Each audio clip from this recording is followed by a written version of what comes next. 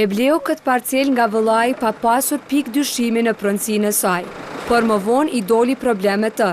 Kjo tokë këtu në Lubisht të Prizrenit u pagua 57.000 euro, por personi i cili i dha parat nuk po mund atë ta marrë në emrin e tij për arsye se po del të jetë pronë e komunës. Nazim Berishës tokën ja shitën para më shumë se një viti Avdi Gashi dhe Fejzi Berisha. Por, se është mashtruar e kuptoi kur shkoi në komunën e Prizrenit për të bartur pronësi në emër të tij. Kur e pa se nuk po mund ta bëjë një gjë të tillë, ai shkoi në polici dhe denoncoi rastin në të cilin njëri nga të dyshuarit është vëllau i tij. Organet e rendit të martën u vunë prangat personave që i paraqiti viktima. Mosa pra burgimit 48 dhe hetimet me sigurisht të zhvillon tash tutje prokuria bashkë me hetimet e krimeve të rënda pranë qytetit të Ris.